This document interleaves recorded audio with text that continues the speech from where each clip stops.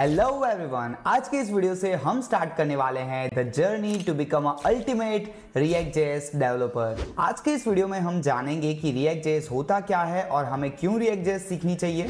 और हाँ, हो सकता है आज की इस वीडियो में कुछ चीज़ें या फिर बहुत कुछ आपको समझ में ना आए जो कि मैं बोल रहा हूँ, but don't worry, this is normal. ऐसा अक्सर होता है जब हम कुछ नई चीज़ें सीखने जाते हैं।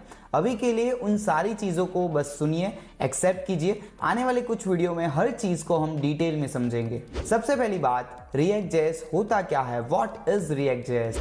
रिएक्ट जेएस एक लाइब्रेरी है जावास्क्रिप्ट की जो कि फेसबुक के द्वारा बनाई गई है, जिसका इस्तेमाल होता है डायनेमिक वेबसाइट्स को बनाने के लिए और अट्रैक्टिव यूजर इंटरफेस बनाने के लिए। यूजर इंटरफेस यानी कि वेबसाइट के ऊपर आप जो कुछ भी देख सकते हो, नेविगेशन बार हो गया, टेक्स्ट हो गया, बटन हो गया, ये सब कुछ होता है यूआई जो कि आप देख सकते हो और इस्तेमाल कर सकते हो। बड़ी बड़ी कंपनियां जैसे कि इंस्टाग्राम, व्हाट्सएप, नेटफ्लिक्स, फेसबुक, ये सारी कंपनी अपनी वेबसाइट्स बनाने के लिए रिएक्ट जेएस का इस्तेमाल करती है। अब आप में से कुछ लोग कहेंगे कि भाई वेबसाइट्स तो HTML, CSS, जावास्क्रिप्ट से भी बनाई जा सकती है, इसके लिए रिएक्ट जेएस जैसी नई चीज़ सीखने की क्यों ज़रूरत है।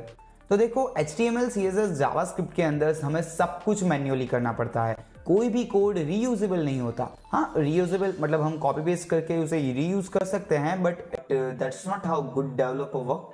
और जब HTML, CSS, जावास्क्रिप्ट से बनी वेबसाइट बहुत बड़ी होती है तो बहुत ही मुश्किल हो जाता है उसे मैनेज करना। जो डॉम होता है, डॉक्यूमेंट ऑब्जेक्ट मॉडल, उसे हमें मैन्युअली अपडेट करना पड़ता है और स्टेट को ट्रैक करना भी बहुत ही टफ हो जाता है।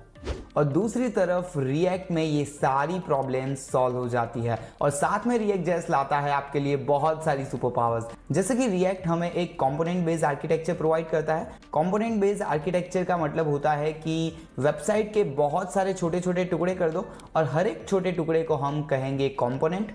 समझ लो कि एक वेबसाइट है, उसके छोटे छोटे टुकड़े कर दिए, जैसे कि नेविगेशन बार अलग कर दिया, साइड बार अलग कर दिया, हीरो सेक्शन अलग कर दिया, फूटर अलग कर दिया और हर टुकड़े के लिए एक अलग फाइल बना दी जिसमें सिर्फ उसी टुकड़े का कोड रहेगा।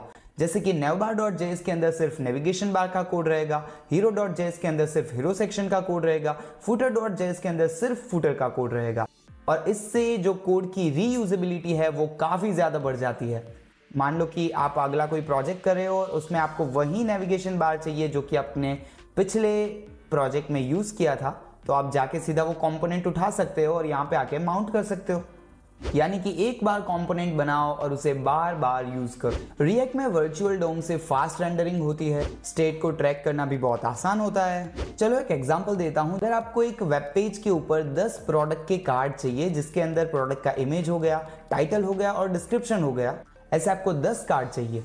जो ट्रेडिशनल वे है HTML, CSS, जावास्क्रिप्ट में, उसमें आप क्या करोगे, एक कार्ड बनाओगे जिसमें इमेज होगा, टाइटल होगा, डिस्क्रिप्शन होगा और इसी कार्ड को 10 बार कॉपी पेस्ट कर दोगे और इस तरह से आप 10 कार्ड को अपनी स्क्रीन पर देख सकते हो। लेकिन रिएक्ट जेएस के अंदर ये चीज़ बहुत आसान हो जाती है। आपको बस एक ही कंपोनेंट बनाना है, card.js, और उसके अंदर एक बार कार्ड का कोड लिख दो और उसी कार्ड को 10 बार कॉल कर दो। That's it. ये ऐसा ही हो गया जैसे हम एक फंक्शन बना रहे हैं और उसे 10 बार कॉल कर रहे हैं।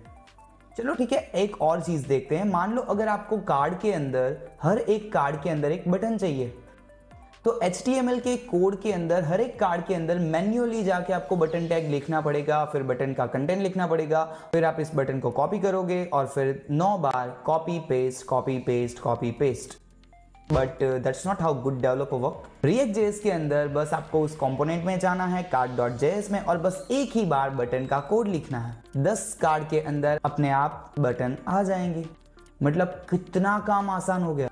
ऑल्सो रिएक्ट जेएस हमें प्रोवाइड करता है सिंगल पेज एप्लीकेशन की एक सुपर पावर।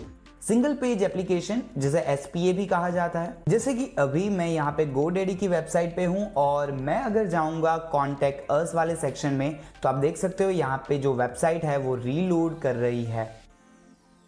दैट मीन जो GoDaddy की वेबसाइट है वो सिंगल पेज एप्लीकेशन नहीं है।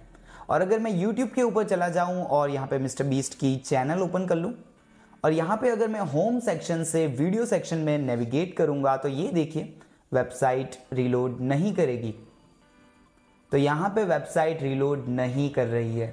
यानी कि जब वेबसाइट आप ओपन करोगे तब पहली ही बार वो रीलोड होगी और उसके बाद जब आप एक सेक्शन से दूसरे सेक्शन नेविगेट करोगे तो सिर्फ जो कंटेंट है वो ही अपडेट होगा और इससे परफॉर्मेंस लेवल बहुत ही ज़्यादा बूस्ट होता है और आप रिएक्ट के साथ डेवलपमेंट को बहुत ही स्मार्ट और फास्ट वे में कर सकते हो। Not just faster but scalable and maintainable. Also React.js एक बहुत अच्छी स्किल है जिसे आप सीख कर एक फ्रंट एंड डेवलपर बन सकते हो और फ्रीलांसिंग भी कर सकते हो। और इस जर्नी में आने वाले हर एक वीडियो के अंदर हम React.js का एक स्पेसिफिक टॉपिक को क्लियर करेंगे, रियल वर्ल्ड एग्जाम्पल के साथ चीजों को समझेंगे। मस्ती, लॉजिक, क्लैरिटी सब एक साथ होगा, बिना कोई बोरिंग थियरी में ध्यान दिए हुए सिर्फ उन्हीं कंसेप्ट में फोकस करेंगे जो कि रियल वर्ल्ड में यूज होते हैं और जो इंपॉर्टेंट है। और साथ में आने वाले वीडियोस में बहुत ही अच्छे प्रोजेक्ट्स भी बनाएंगे using React.js। And by the way this is my first video on the YouTube to start the journey with all of you. And मैं अपनी पूरी जान लगा दूंगा, अपनी पूरी कोशिश कर दूंगा इस React.js के कोर्स को one of the best React.js course बनाने के लिए। So like the video and comment if you think something should be better and let's wrap the video. मिलते हैं अगली वीडियो में, तब तक के लिए टाटा बाय बाय।